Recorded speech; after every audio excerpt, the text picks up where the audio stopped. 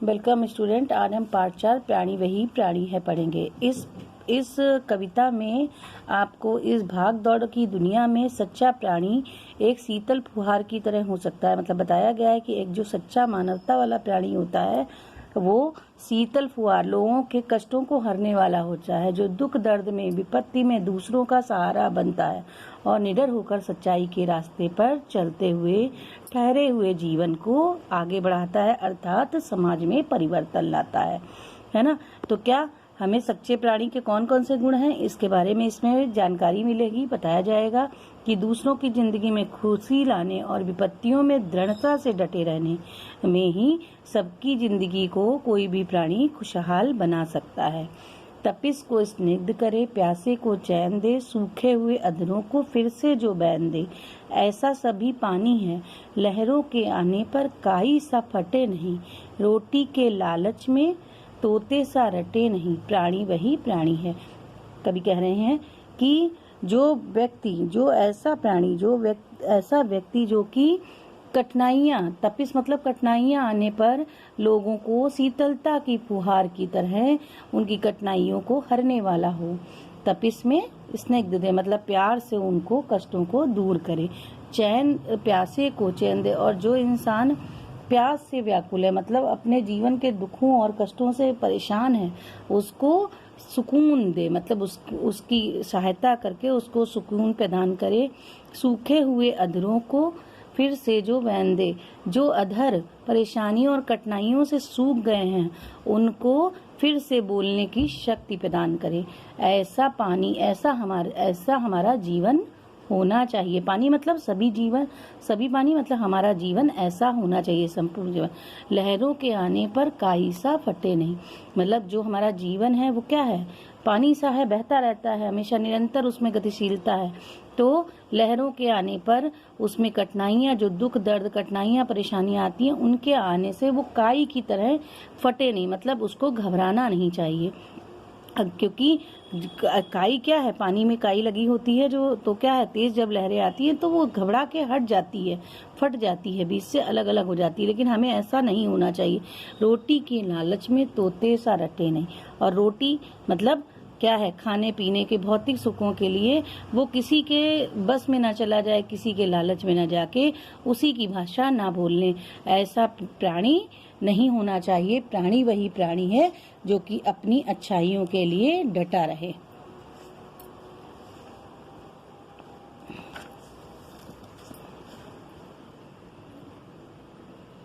लंगड़े को पाँव और लूले को हाथ दे, रात की संभार में मरने तक साथ दे, बोले तो हमेशा सच, सच से हटे नहीं, झूठे के डराए से हरगिज डरे नहीं, सचमुच वही प्यारी है। कहता है लंगड़े को पाँव और लूले को हाथ दे। लंगड़े से मतलब है कि जो हमारे मजबूर लोग हैं, जो स्वयं नहीं कर पा रहे हैं या जीवन की विपत्तियों में घिरे हुए हैं, है ना, उनको पाँव ऐसा सहारा दे कि उनको लगे कि वो लंगड़े हैं तो क्या हुआ, उनको ऐसा उनके ऊपर कृपा दृष्टि बनाए कि वो अपने भूल जाएं कि हमको कोई भी विपत्ति है, कोई कष्ट है, और वो आत्मनिर्भर बन जाए।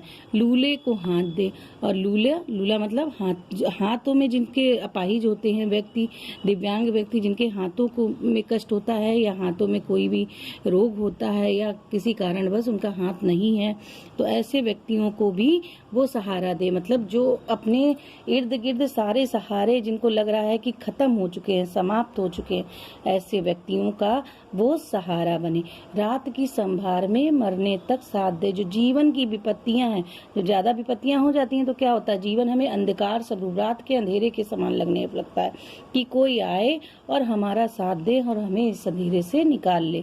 तो उसी को कह रहा है कवि कि रात की संभार में मतलब जीवन के अंधकार भरी रात में मरने तक साथ दे, मतलब जब तक हमारा जीवन है तब तक वो जो प्राणी साथ देता है वही सच्चे अर्थों में मनुष्य कहलाने के योग्य है। बोले तो हमेशा सच, सच से हटे नहीं। अब गुण बता रहे हैं, देखिए मैंने पहले बताया था कि कविता में एक अच्छे प्राणी के गुण बताए गए हैं। बोले तो हमेशा सच, कह रहे हैं कि बोले तो वो हमेशा सच बोले, सच से कभी ना हटे। चाहे कोई भी विपत्ति आए, चाहे कोई कितना भी लालच दे, लेकिन वो हमेशा सच के ही रास्ते पर चले और सच से कभी ना, झूठ के डराए से हरगिज डरे नहीं। और चाहे कोई भी हो, चाहे आपके माफिया हो, चाहे कोई भी आपको राजा महाराज, चाहे कोई कितना भी डराए आके, कि जो झूठा व्यक्ति डराए आके, लेकिन उसको डरना नहीं चाहिए, बल्कि अपनी प्राणों की परवाह ना करते हुए अपने आत्मसम्मान को हमेशा बनाए रखना चाहिए। वही व्यक्ति सचमुच सच्चे अर्थों में प्राणी कहलाता है, जो सच का साथ देता है और झूठ को नहीं मानता है। आगे देखिए, माथे को फूल जैसा अपने चढ़ा दे जो, रुकती सी दुनिया को आगे बढ़ा दे जो। मरना वही अच्छा है प्राणी का वैसे, और दुनिया में टोटा नहीं कोई प्राणी बड़ा नहीं, कोई प्राणी छोटा नहीं। कहते माथे को फूल जैसा अपने चढ़ा दे जो इन सब गुणों को रखते हुए, जब व्यक्ति सच बोलेगा तो क्या है, उसके 50 दुश्मन भी बनेंगे, और झूठ बोलने वाले व्यक्ति और चापलूस वाले व्यक्तियों का तो बोलबाला है संसार में।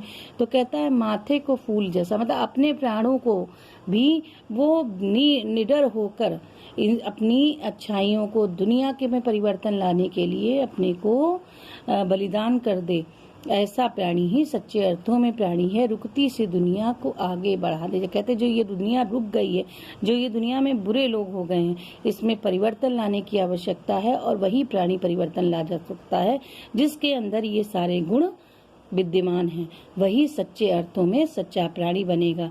मरना वही अच्छा है प्राणी का वैसे, और कहता है इस तरह का प्राणी, अगर इस तरह का जीवन जीने वाला प्राणी मृत्यु को प्राप्त होता है तो मरना सबसे अच्छा है। इससे अच्छा कुछ भी नहीं हो सकता कि जो सच्चाई के मार्ग पर चलता हो, झूठ ना बोलता हो, लोगों को विपत्तियों में साथ देता हो, ऐसा प्राणी अगर इस रास्ते पर चलते हुए मृत्यु को प्राप्त होता है तो ऐसा प्राणी मिलना बहुत ही क्या है, मुश्किल है।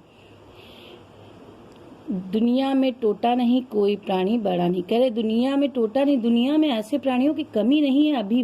अभी भी दुनिया में बहुत से ऐसे प्राणी हैं जो अपने सत्य के मार्ग पर चलते हैं, लोगों की भलाई करते हैं, लोगों की विपत्तियों में साथ देते हैं, लोगों के दुखों में साथ देते हैं, लोगों का जीवन पर्यंत साथ देते रहते हैं। ऐसे प्राणी इस दुनिया में कोई कम नहीं है, दुनिया बहुत बड़ी है, ऐसे प्राणियों की भी इस दुनिया में कोई कमी नहीं है। कोई प्राणी छोटा नहीं, कोई प्राणी बड़ा नहीं। कहते हैं कोई भी प्राणी इस दुनिया में छोटा नहीं होता है, कोई बड़ा नहीं होता है, सभी कुछ अपने कर्मों से होता है।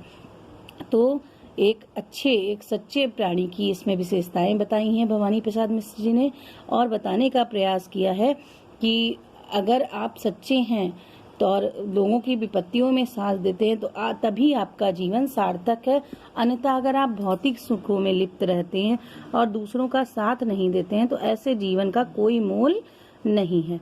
इसलिए हमें क्या करना चाहिए, जीवन पर्यंत लोगों का, गरीब गुनी जो भी सताए हुए लोग हैं, किसी का शोषण हो रहा है, उन सभी व्यक्तियों का जीवन पर्यंत साथ देना चाहिए और अपने जीवन को सार्थक बनाना चाहिए, जिसके लिए परमात्मा ने हमें यह जीवन दिया है। इसी बात को समझाने का भवानी प्रसाद मिश्र जी ने प्रयास किया है, क्योंकि दुनिया में ऐसे लोगों की अभी भी कमी नहीं, अच्छे लोग हैं, लेकिन उससे ज्यादा बुरे लोग हो रहे हैं। तो आप लोगों को इस कविता के माध्यम से यही समझाने का प्रयास किया गया है कि आप अच्छे कार्यों को करें, सत मार्ग पर चलें, ना कि बुरे कार्यों को करके और बुराई की तरफ बढ़े। आजकल क्या है, लोग एक दूसरे की मदद नहीं कर रहे हैं, लोग एक दूसरे की दुखों को मतलब महसूस नहीं कर रहे हैं, भावनाएं सबकी खत्म हो रही हैं। तो वही भावनाओं को इसमें प्रयास किया गया है बताने का कि आपको अपनी भावनाएं अच्छी रखनी चाहिए और सभी का साथ देना चाहिए, कभी किसी को छोटा या बड़ा नहीं समझना चाहिए,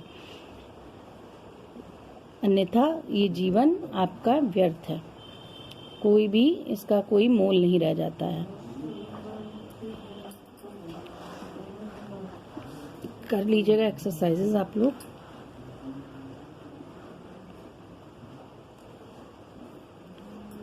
और ये क्वेश्चन आंसर नीचे जो पंक्तियां हैं विचार व्यक्त हुई है, ये होमवर्क में करिएगा। ये एक्सरसाइजेस आप लोगों को HW में करनी है, जीने की कला के क्वेश्चन आप लोगों को करने हैं सारे।